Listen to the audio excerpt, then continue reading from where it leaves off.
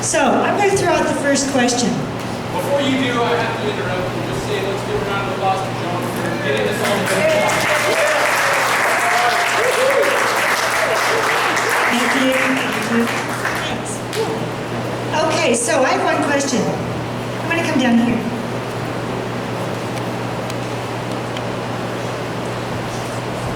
I'm going to start at this end. It's just a yes or no answer.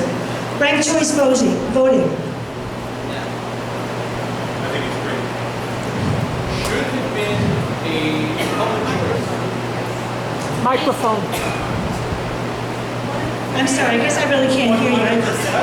Let's pass.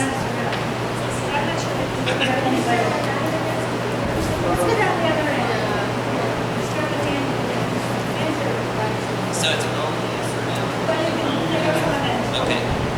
I would agree it should have gone to public vote. That way we had transitional education at hand and literature which define the implementation of ranked choice as opposed to traditional voting. Voters have a right to play a part in their future. I really believe in it. I've looked at it, I looked it over, and I believe it's a very effective way to have an election, eliminate runoffs, and I just fully agree with it. Makes every vote count.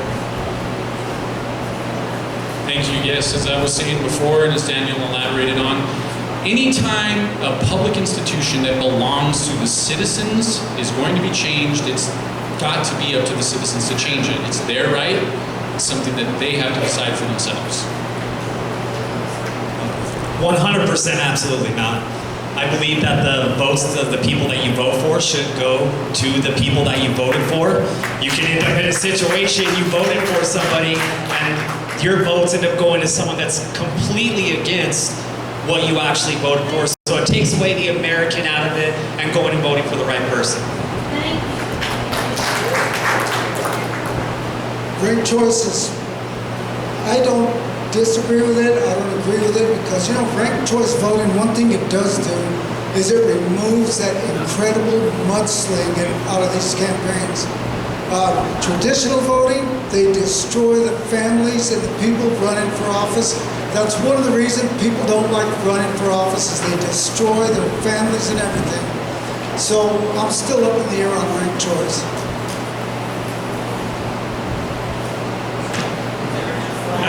No. No, because ranked choice voting to me is unconstitutional.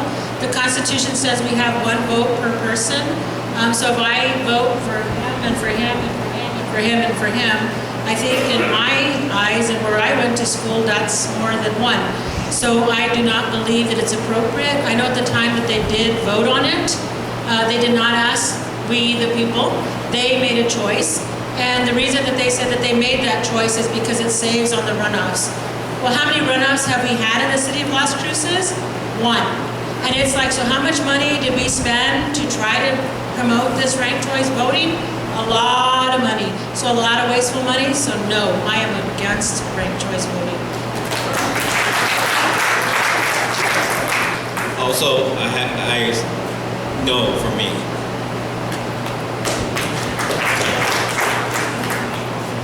Okay, we can start the questions from the audience. Who would like to go first? Raise your hand. Okay, I'm sorry, what's your name? Oh, Yoli.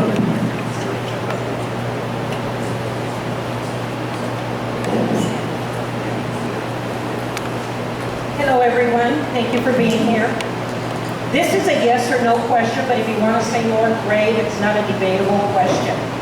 Healthcare is in a crisis in Doña County beyond the national systemic problem. We have 3 for-profit hospitals, not that that's bad, but 2 of them are two-less health systems where the charge-to-cost ratio is very, very high. The leased hospital by City of Las Cruces and Doña County to LifePoint Health creates barriers for some tax-paying residents to access. For example, currently, if a resident is diagnosed with cancer, the resident will not be given an appointment if the resident does not have health insurance coverage. Would you support a joint agreement with Doñana County to provide funding for health insurance monthly premiums and any of the medical costs wherever they're eligible for those who are eligible?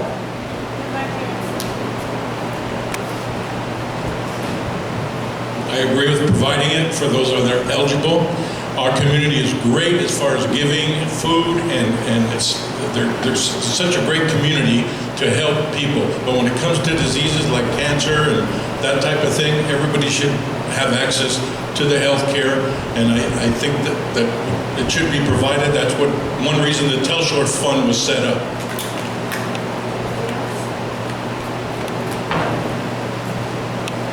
I'm absolutely for that. I believe we need to take care of the people with health care. With 10 years without any health insurance, and I'm gonna tell you what, it's true. If you get sick and don't have insurance, you're not getting helped. I agree and would be for it also. I know I've been talking with Yoli for a long time as well, just about other things. I have a lot of family members and some personal experiences with cancer, and I understand the not having access to health care also comes into an economic thing. And these people do need help or they're going to sit there and suffer. So absolutely 100% would be for it. I think if the city is going to approve $519 plus million in an annual budget, that they can afford to support that initiative. Yes. We also have a new industry, the cannabis industry, and a lot of that is for when they said they were going to legalize it for medical use. So a big part of that 12% excise tax that gets taken from these businesses and that 8% gross receipts tax, a good portion of that should be going to providing help for healthcare. Even if people don't use medical marijuana, it should be going to help with cancer patients and medical resources here in this town. I sent that to the city in January 2022.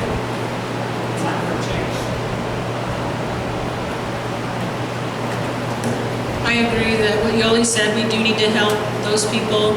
Unfortunately, more than likely, the people that do have the cancer, they're probably not eligible or able to work. So if anybody, they're the people that need the help. And like she said, these are people that have been taxpayers or currently taxpayers, are just in a bad situation, so we need to help them. Next question. Questions?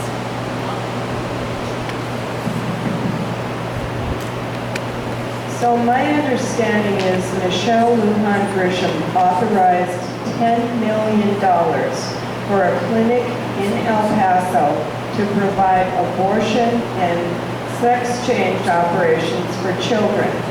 If the opportunity presented itself, would you try to shift that money into another area? I'm sorry. So that the Texans can come over and do that too. I'm sorry. In New Mexico. When the money was allocated, I received a call from the House floor during the session of this past year.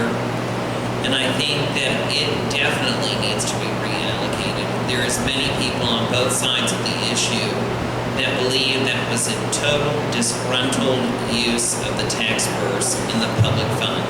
It should have been used for items such as the medical that we're speaking of.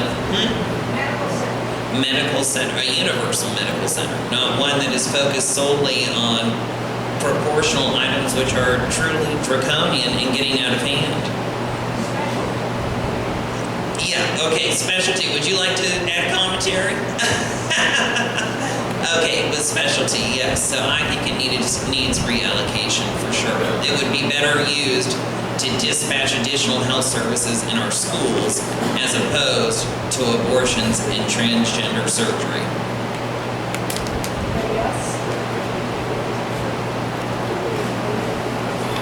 That money should have been used for a facility to treat mental health and substance abuse, long-term treatment for these people out in the streets.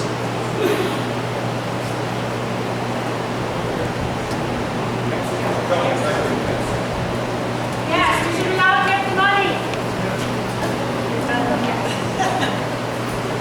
Next question.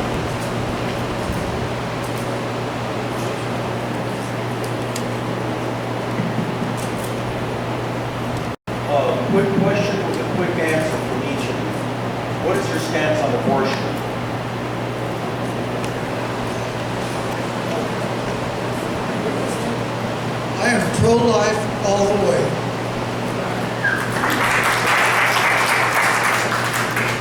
As a woman, I am pro-life. However, I tend to feel like we're about giving people choices, and if a person wants to make that choice, I believe that that's her choice. I became a mother at the age of 14. I kept my baby and I raised him, and he's a successful young man that went to go to the Air Force Academy, coming from a 14-year-old mother. That says a lot. But I'm glad that I had the choice, and I'm glad that God gave me the right to make the right choice. And I made the choice, and I am personally pro-life. As a mayor, we don't deal with those choices or those decisions, but me as a person, for myself, I am pro-life.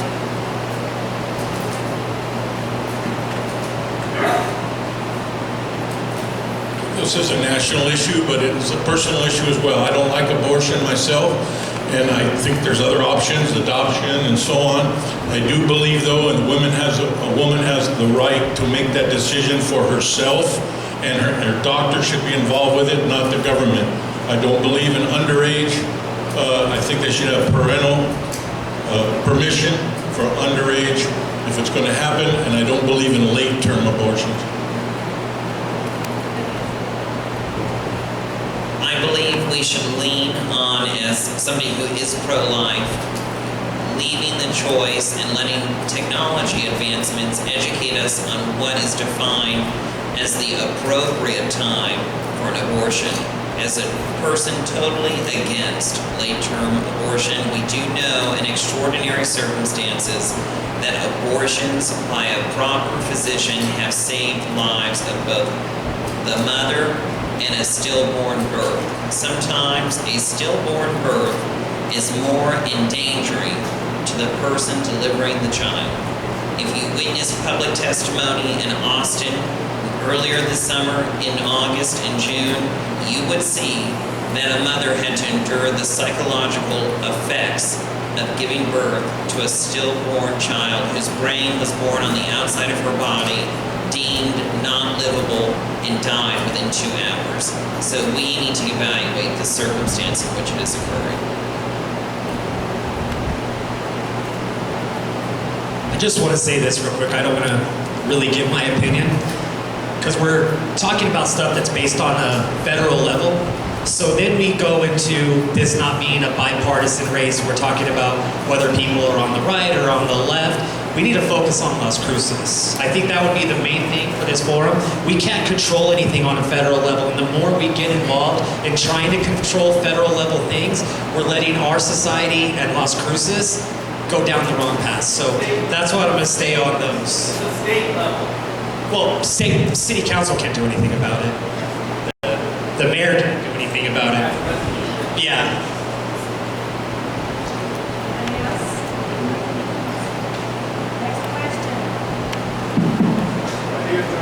Right here, John. Thank you all for being here. We appreciate it. I just have a question. Are you in support of a GBI program? And if you are, can you tell us why or why not? And if so, how would it be funded? GBI is Guaranteed Basic Income. I am not for GPI. My mother came here. My dad was U.S. Army. We came here. Unfortunately, they split, and she worked all her life, every day, to make sure we were all supported. And if somebody said, "Hey, I'm just going to go ahead and give you money to do nothing," then that's what people will do. They'll do nothing. We saw it with the extra $600 per week during COVID, that people didn't do anything with that money besides money. And now everybody is dead again. They're all in debt. GPI, people, if they can, they should go to work. It should be a part of society, and that's my opinion. I also... No, please. Yeah, give him I do not believe in GBI. To me, it's like that money can be invested in actually teaching these people, educating these people, teaching them a trade, something so that they can make a living if that's the situation that they're encountering. The Bible says if you give a man a fish, you feed him for a day. If you teach a man to fish, you feed him for a lifetime. So I believe that instead of just giving these people a handout, let's give them a hand up. Let's teach them to do something so that they can support themselves, because nothing's free. Freedom wasn't even free.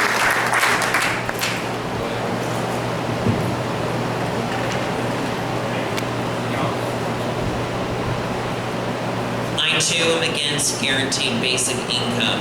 Just like being homeless, it is not a guaranteed civil liberty for taxpayers to fund your lifestyle. As Gina said, we must educate with economic prosperity. That is how you break the poverty cycle. We know what data shows. Just like public housing without conditions in this city.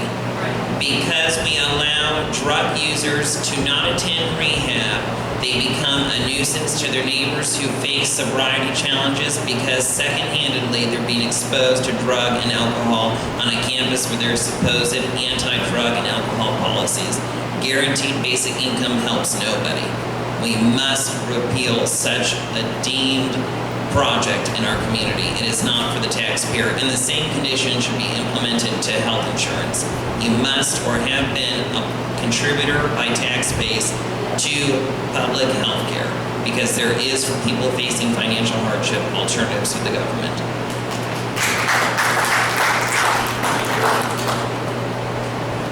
Questions? Thank you so much. So my question to the candidates is, what do you all believe when it pertains to unions? You want to talk about the administration, you want to talk about police chiefs, you want to talk about city managers, they're anti-union. I'm a traditionalist myself, I'm a conservative, and I support unions at the local level. I'm not talking about teacher unions, I'm not talking about unions at Walmart.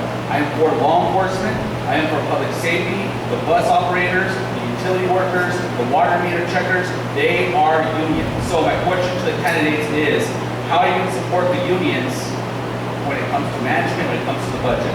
We're talking about police officers, fire, utilities, bus drivers at the city level. Thank you.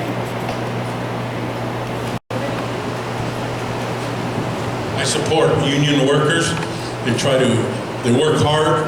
Sometimes there's big profits in the companies, not so much in police or fire department that serve the community, but I do support unions and their efforts to get a better life for themselves, or maybe they deserve a pay raise or a medical situation. Definitely for lower level unions. If we look at a big problem with the police force, with the fire, if they had such unions and they were strong and had basically I would say they weren't handcuffed, not so many words, no pun intended. If they weren't handcuffed, they would probably be getting paid more. The overtime wouldn't be an issue because they wouldn't be forced to do it.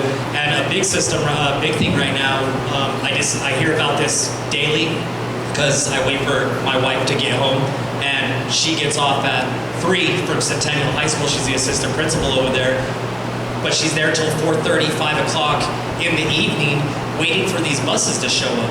Because we decided to do a private contract and do these things, there's nobody fighting for the unions, they're underpaid, so now we have no bus drivers. On my way to work every morning, I see kids literally asleep, not because they're without housing or anything like that, they're waiting for a bus till 9:30, almost 10 o'clock. They're showing up to school late, and then you're gonna put them back on a bus at 5 p.m. to get them home when is their time to eat, do their homework, go to bed at an appropriate time.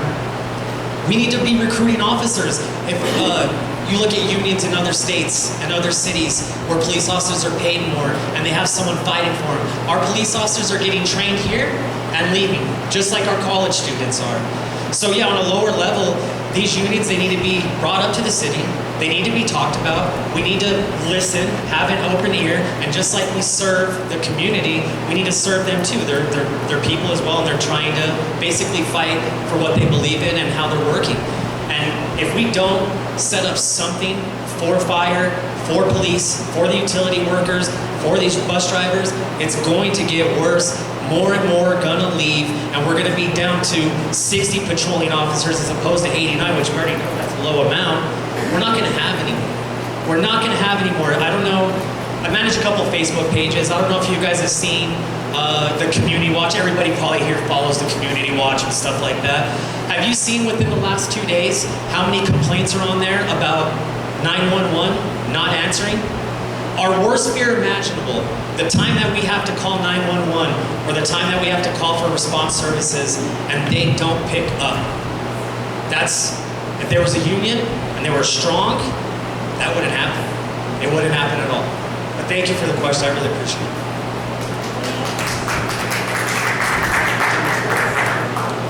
Yeah, pretty much what he said, but when I was actually in law enforcement, the mandatory 28 hours of overtime per week was very daunting, and I was in a union. I was part of the sheriff's union. So the city does have a union. They are a bargaining unit. The only thing is, with the city, remember, the only thing we can do is allocate funds to the city. 89 officers working 28 hours of overtime, and what they do is, what they say, 7-8 month retention on officers right now, because they work look, I understand a good hard day's work, but sometimes 70 hours a week is a little much dealing with the public. Look, we're doing it for 3 hours, I'm a readiness officer, okay?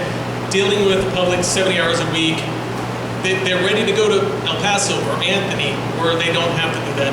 I think the city has to be a little bit more proactive with the local unions to probably give these guys a little break. Because if not, all they're going to do is collect their overtime, and they're not going to go out. I don't know if I showed a couple people the video of the guy wielding a machete. This was yesterday. And they went out, they said they can't do anything because there were 6 cops there at that time. I was like, must have been shift change. But they're so overwhelmed, and I asked a couple cop buddies, and I was like, what's going on? I was like, look, we have 89 officers for 4 shifts for 105,000 people with, 600 calls a day. There's not much we can do. So, as a city council, we need to improve better spending. With $517 million a year in just a yearly budget for the city, you need to allocate a little bit more to those local units. And the bus drivers, that's one of those things where I constantly see them trying to, hire bus drivers, private company, where they start them out $10, $12 an hour. What is it, 10 minimum wage now? They're not going to do that. They'll go to Walmart and make $15. Yeah, so the question was if we supported local union. I do support local union. Obviously, the union is the voice of the people, of the police officers, of the fire department. So I am in favor of a local union because they're the voice, they're the strong arm for you. So I'm in favor of local union.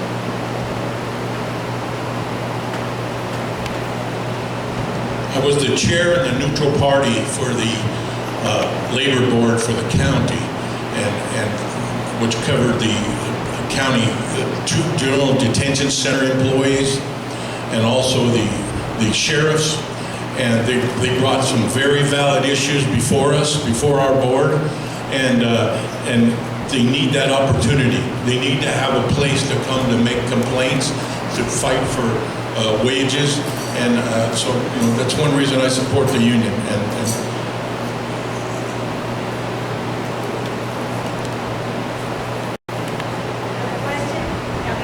is a good segue.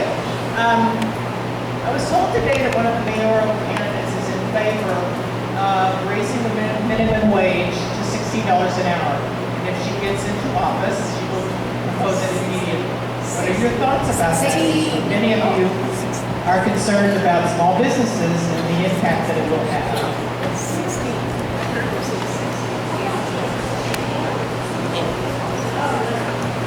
I believe that question is probably for me because you said she.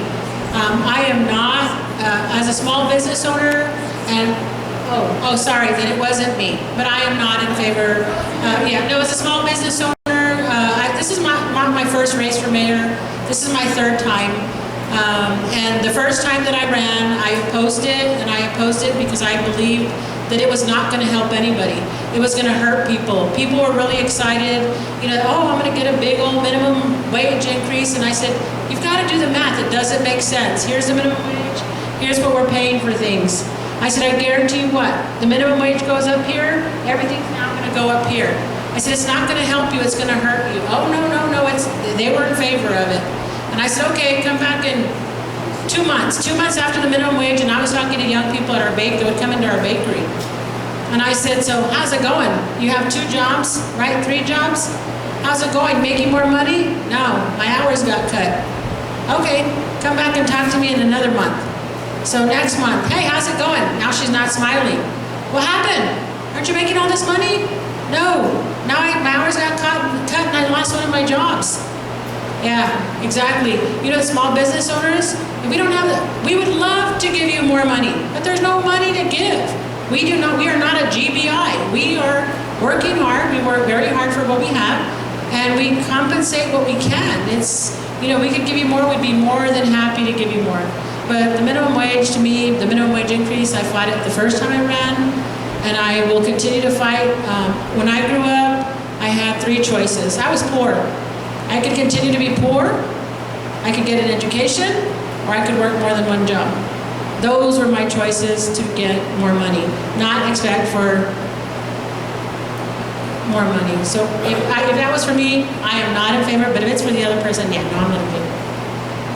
I just wanted to, I'm not going for mayor, but I've been doing property management. I have hundreds of properties, and we know if the minimum wage goes up, the rent goes up. Unfortunately, that's the way the business is. From 10 years ago, when the minimum wage was, I think, $7.25, we had studio apartments for $300. Our studio apartments are now $600. You can pay these people $100 an hour. It's all going to fluctuate. So that's all I'm going to say. The big companies like Walmart, they like minimum wage increases. They gladly pay it. They have the money to pay it. But what they do is they pay it, but the smaller businesses, they're the ones who go out of business. People like Walmart, they know, we'll pay it, but our competition will soon go away. That's how we see so many businesses right now fail. I own a business for 17 years, IHOP restaurant. Service goes completely down because, you know, we could not afford to pay that kind of wage. And we want good service when we go in, because we're getting charged so much. But you know what? These businesses, they can't afford that. We need to leave it where it's at. In fact, we need to have a minimum wage for 14 to 16-year-olds that is about $8 an hour so that we can continue training these kids how to work. Definitely. Let me say it one more time. Definitely not for it. Okay? I like to break things down to the ridiculous, because I know we get up here and, well, not me, myself, because I'm not as educated as everybody else up here, but everybody uses big words and talks about inflation and throw all these crazy numbers around. This is a real simple example from Las Cruces. When I was talking earlier about those 136 employees that small business had, their ages are between 16 and 20. That's the average age of person that he employs. This is an entry-level job. This is where how you learn to be responsible, show up on time, clean, work hard. His average wage, he pays over minimum wage. His average person is $12 an hour. 136 employees, the average is 32 hours. Your take a week, 136 employees. If you guys want to pull out your calculators, don't fact check me on these numbers. 136 employees at 32 hours, 34 hours a week, and you take that number, and then you tell this business owner that he has to times whatever that number came out to and add $3 to every single hour that is worked there. That's another $4,000 to $6,000 a week that this business owner doesn't have. So what did he say he was going to do? Close his doors. That's the only option. You either, if you can't afford it, either A, close your doors, or B, you raise your prices. So that delicious dessert that we all love to go get at one of his 4 locations is now going to cost you an average of 20 to 30% more. How can we afford it?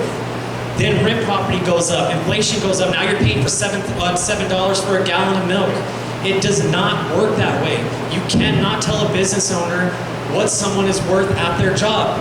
These are entry-level positions. It's going to kill those businesses. Again, the Walmarts and things like that, yeah, they can afford it. They get better tax breaks, and they have the extra income to be able to do that. The small business owner cannot afford to do that. And the person that's saying that we should bump up these wages has clearly never owned a business. They've never been a small business owner. They don't know what it's like dealing with the customers and the patrons that come in every day. They've never talked to a business owner on how this could affect them, because immediately she would not want to do it either. Because we're about to lose a lot of major businesses when that happens. Mine also included. I will close down my business. And then another thing that I had told people, I said what's going to happen with the minimum wage, people are going to lose their jobs. And we started seeing that. Now when you go to Walmart, when you go to IGA, when you go to Lowe's, you don't deal with a person, you're your cashier.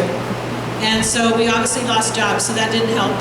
And yeah, like Jason was saying over here, as a small business owner, it's difficult. You know, you work harder, you just work more because you cannot afford to pay somebody more than what you can. And because the minimum wage is a basic income to start. It's a minimum wage to start learning a job.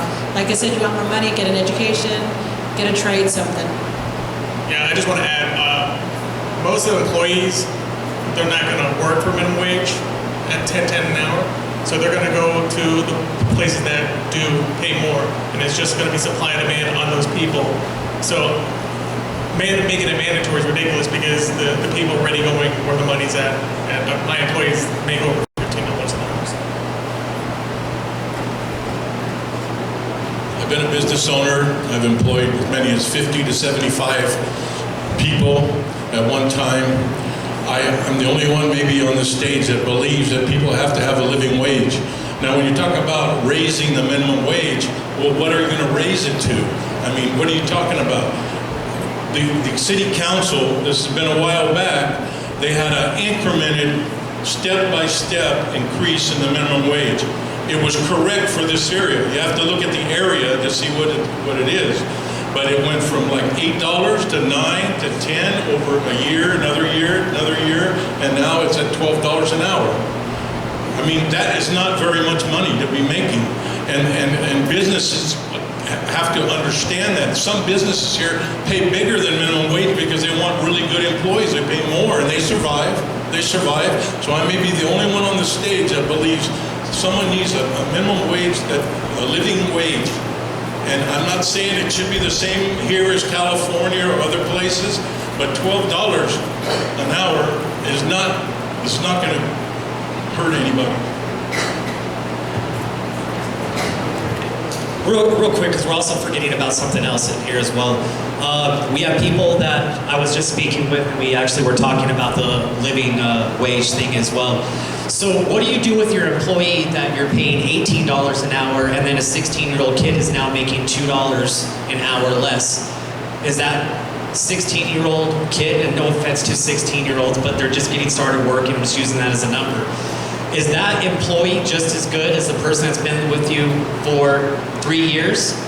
That started when minimum wage was $8 an hour and now have worked themselves up to 18. You can give them a wage also, but minimum wage increase doesn't just mean the new person coming into work. It also means you have to go through and wage increase all of your employees all the way up, because those employees that have been there will leave that day. I'm promising you guys that. Remember this, record it, write it down in your phone, Snapchat it, do whatever. If that wage increase happens, we're gonna lose 20%, minimum 20% of our businesses here, and our unemployment is gonna go through the roof.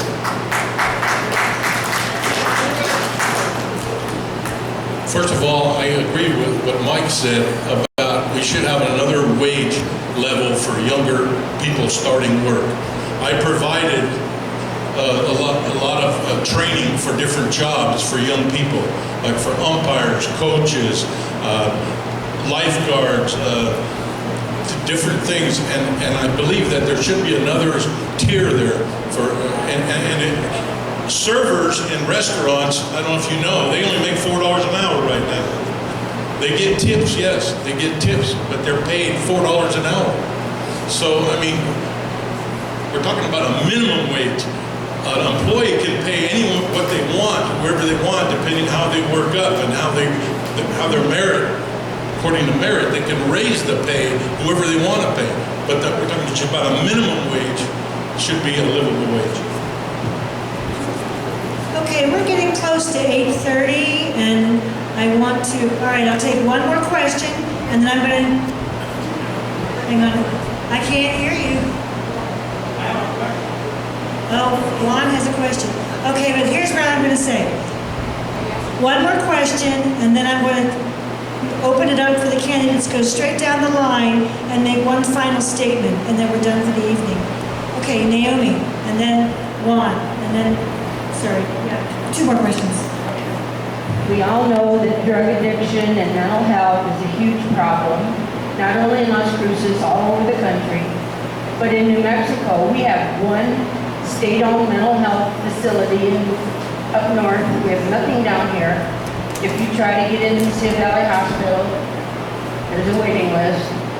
Children that are addicted to drugs, fentanyl, whatever, are often sent to Texas because we don't have facilities for them.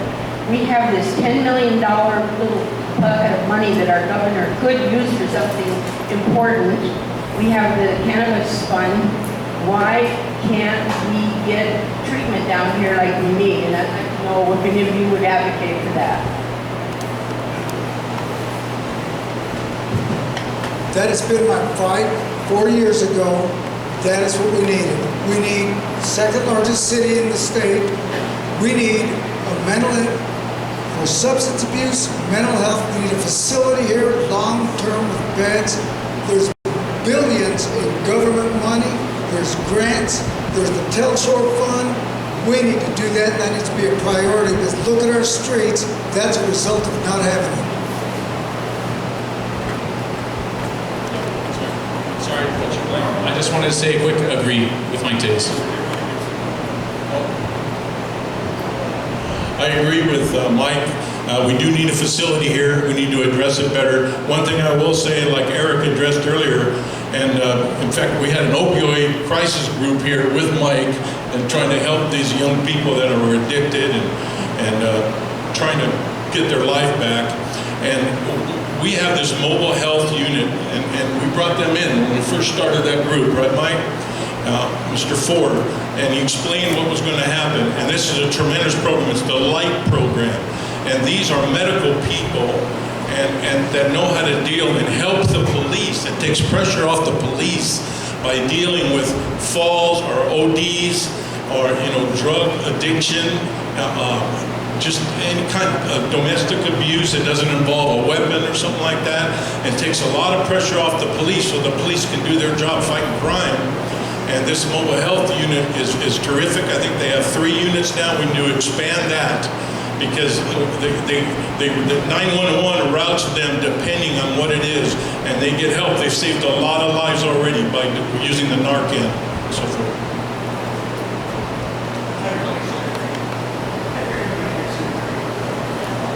I would like to remind everybody that we collect much of our tax money for initiatives such as mental health hospitals through allocations from the state during the legislative session.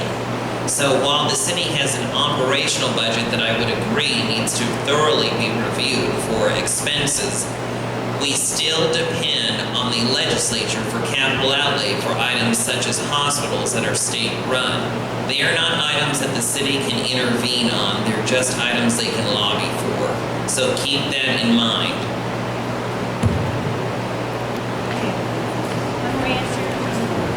Yeah, I totally am for that. Definitely we need to do it. I just want to say one thing everybody to keep in mind. All these points that everybody's making have been great. And how fantastic would it be if the people that you voted for went up north and fought for these same things to get it down here? That's the person you should be voting for.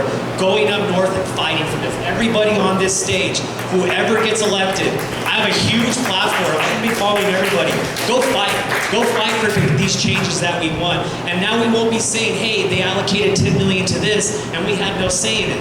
We can say we went up there, we fought, we said for the city what we needed to get done down here, and it got done. Okay, another question. For the last year or so, we've been advocating for the council to do something besides push for mental health, drug addiction. And they basically keep saying, we can't do anything. It's outside of our control. It's not our problem. We've asked repeatedly for them to step outside the box, go to the legislators, go to the senators and representatives, the local Rubio, Steinborn, and others. Recently, in Albuquerque, I think there was 3 councilors, maybe 4, that actually advocated for the governor to enact a special session to address crime. We've been asking the council to do something similar. We've been asking to join with the Albuquerque Council. They're all at the same level, and they've refused. It could be their political life was in jeopardy. So my question to each one of you is, if you get elected, would you step outside of your political boundaries and say, you know what, I am going to represent my constituents, the heck with the party. I would like to touch base on this, and it's a matter worth standing for. The reason I've been looking at my phone is I'm getting texts about what occurred after this event tonight at Progressive Voters Alliance. The people up here tonight are the people who gave in to the political alliance to speak with the constituency, regardless of who is elected in their district. This evening, we were joined by the political manager for both Joanna Bencomo, Cassandra Gondra, and Cassie McClure, to keep the front and face of council united under a progressive movement which is regressive. Progress is development in the future of our great city, and there is none of that currently happening. We're facing an opioid crisis and divisional party lines, and I urge all of you, when you cast your vote, to take a picture of your ballot at this cycle and the next and send it to our emails saying with the subject header, voter ID and registration, because we know the power of the party. Tonight, the power of the party was in full force at PPA, I'm sorry to tell you. So make sure your vote counts in this election and hear it, because it's very compromising to the integrity of the voter, both Democratic and Republican.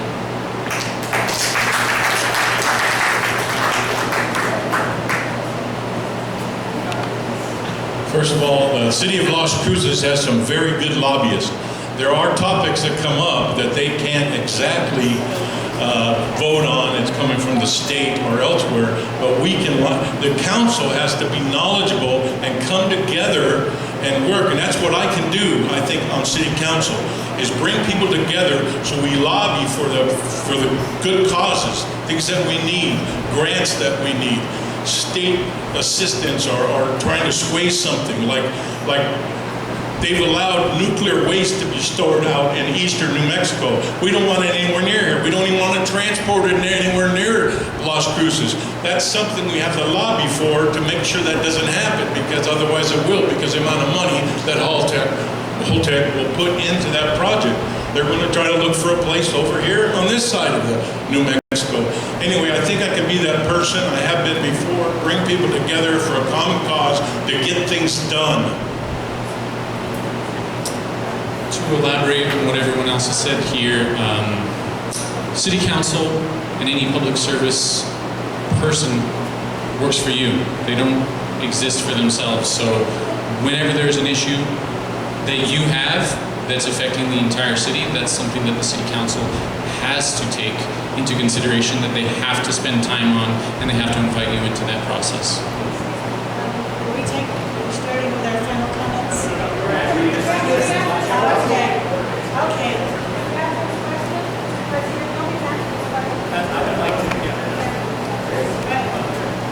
One, to answer your question, my box is in between where it says now entering Doniana County. That's my box. This whole city is my box. I don't need to stay down there. And when we're running for city council, whoever gets elected, we have to work with the other council people as well. So we're not just trying to beautify our district. I'm not saying, hey, District 1, it's like Hunger Games, this is the city, and the rest can all fail and fight for food. We're not doing that. So we have to step out of the box. We have to show strength. We have to show power. We gotta be united. We gotta leave the city of Las Cruces, go up to the Capitol and fight for what we have here. If we keep getting left behind and forgotten, we're not gonna have anything left after this next 4 years. I do not have a box. there's no box. I fight for what is right for our city and for these kids that train here every day. That's what we need to fight for. With everything we have, I have nothing to lose on this fight. I'll answer your question. Yes, we should make a special session. It's pretty simple. I don't have a political career. I have a business that I run with employees, and crime was my first thing on my ticket. It was pretty much what I want to try to. Can't solve crime, but at least you can curb it. So that's. Yes, I believe Mr. Juan Garcia asked a question that the Albuquerque was able to call ask the governor for a special session to talk about crime and public safety. So why is the city of Las Cruces not doing that? As your mayor, I want a safer city. I want safety for all of us, for myself. And so if it means coming together and asking the governor, we should ask it. Why not? And if they're worried about their public, or what do you say, their public safety, or their career safety, their political safety, I'm worried about my safety in general, as well as everybody in this room. So I think if we as a city council could ask the governor for a special session, let's ask. The dumb question is the one you don't ask. Okay, we're down to our last comments. We'll let our candidates make one final, and make it short, please. My feet are starting to hurt. Sorry. Anyway, starting with Daniel and going straight down the line. Give yourself a couple of minutes and then move on. Thank you everybody for hosting me again this evening. I was trying to, and I will be retroactive and very quickly, answer Juan's question by saying, with voter ID and working together in safety, that it is about working across the aisle and coming together to the legislature. It should not be based on the fear of losing public office or ridicule by your voters, because it's their life endangered and ours as well. But like I spoke about tonight, I have a past in economic development, having brought housing. I have a track record in finance, which also partnered with municipal government. I know how to read between the lines of the law. I know how to get counsel for extra assistance to understand the barriers we face from items such as Supreme Court rulings. I ask you to help bring our community together, unite us at the front, invest in our schools, invest in our student outcomes, make sure we teach financial literacy for generations to come, safeguard our businesses, reduce crime. As a member of the Mesquite Historic District and a proud homeowner that restored a 100-year-old Dobie, I am ashamed of what they have planned for south of my home. And it's about preservation, the original Main Street, and now the brink of the downtown collapse. We finally have seen turning points in District 1. It is about moving diversity across the board in this city and not stockpiling District 1 and District 4 with low-income enterprises. It is about moving them across the city grounds.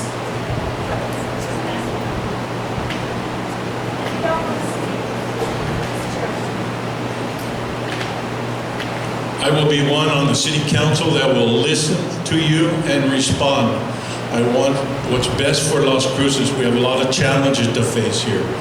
I will be one that will listen, research, and respond. I believe we can solve some of these issues. All right,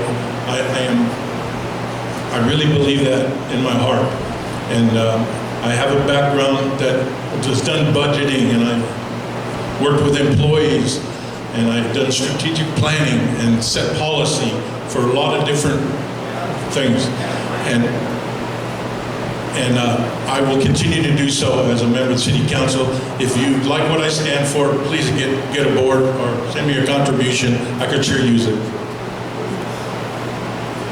Ladies and gentlemen, I appreciate you all spending time listening to everybody answer questions. Like I said earlier today, and like many of my colleagues have said throughout the evening, what's most important and what you want is to be heard and for your concerns to be addressed by your city councilors and by your mayor. I want to just read a quick list for you. Union support desired. You want that so officers will be retained. A GBI was not wanted because people work for themselves. You want to increase, or you don't want to increase the minimum wage. You want it to meet the economic situation that we have here in Las Cruces. You want the $10 million that was offered to Southern New Mexico by the governor to be reallocated for other purposes that we all feel are potentially more pressing. We all agreed that ranked choice should have been a choice for us to make if we wanted it or not. And the mental health addiction concerns that we're all facing, they need to be a priority within City Council and of the mayor. And we all want each of us to be represented in Santa Fe, and you all want us to go up there and tell them, basically bend their ear. So I wanted to read that list to you to let you know that I'm here to represent your needs, your desires. I'm here to listen, and I feel that I've done that pretty well. I'm taking all of these notes home with me to work on them. I hope you all will contact me. I'm on Facebook, and I will be attending every other forum. Please come, please raise these same questions so that they're represented not just in this community, but throughout the community. Thank you.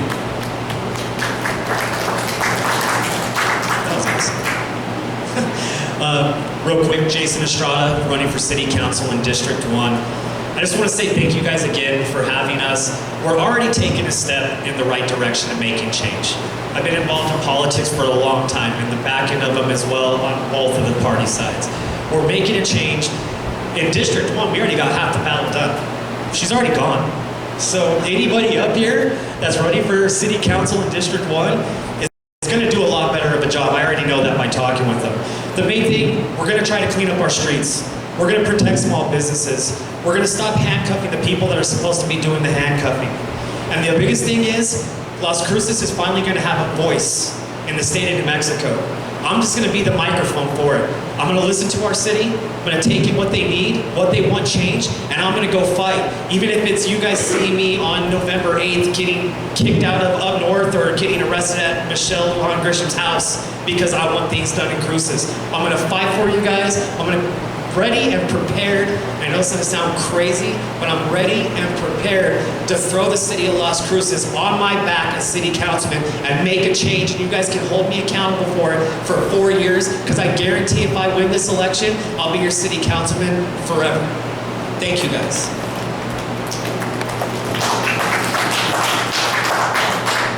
The issues we've gone over tonight, they're the issues we need to address. Mental health, substance abuse, that is at the top. Our homeless problem, panhandling, we've got a page on visionforlascruces.com. Go take a look at our Vision for Las Cruces. We've not only put the issues that we're all talking about, we've put solutions behind every one of them on how we can address them and how we can approach them. Right now, it's got a lot of good candidates out there, but I'm gonna tell you what, now we got to get it done, and we need solutions, and we have them on our website. Please look at it. Remember me, Mike Tejas. If I'm not your first pick, make me your second pick. Make me a pick. I'm going to be a servant leader for you all. Thank you.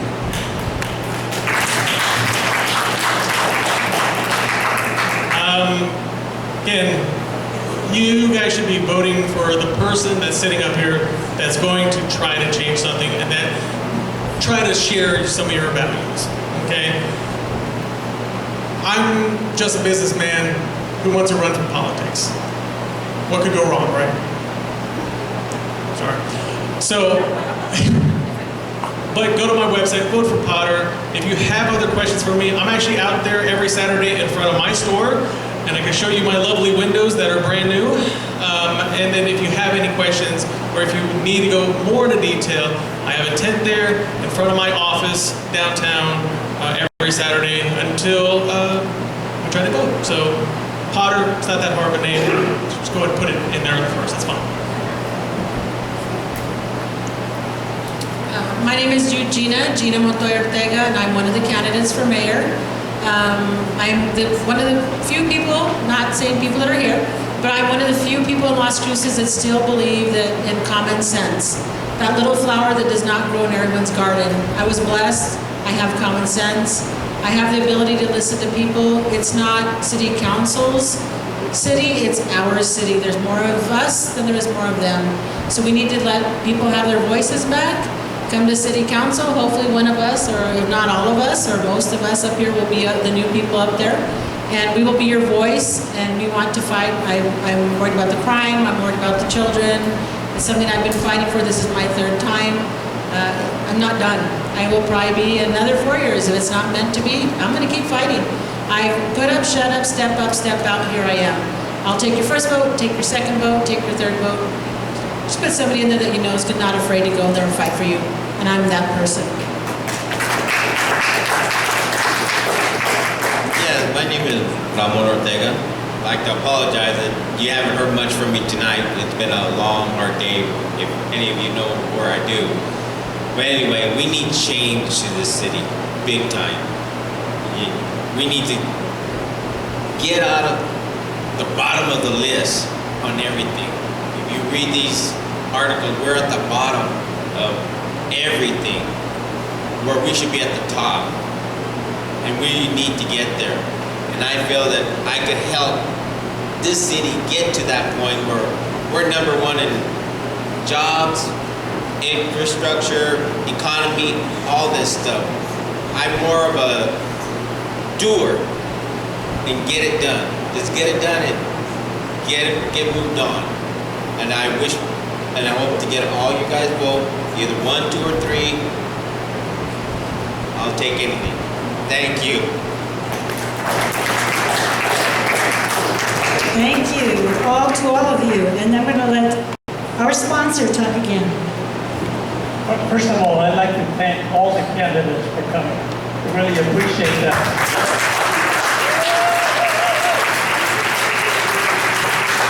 I'm sure you had other places you could have been. I'm sure that you could have been doing a lot of different things. But instead, you came in here to connect with people, regular people just like us. Not partisan, just everyday citizens. For the audience, if you think you can handle another 4 years of what we have, and in one case, 8 years, then, vote for what we have there. But if you don't, if you've had enough, we've got a lot of choices up here. Think about it, figure out who you want to support, and get right behind them. And take them up there so that come 1 January, or whenever they get sworn in, we have some new representation that is really going to take us in a different direction than what we have been. Thank you for joining us. Have a good night.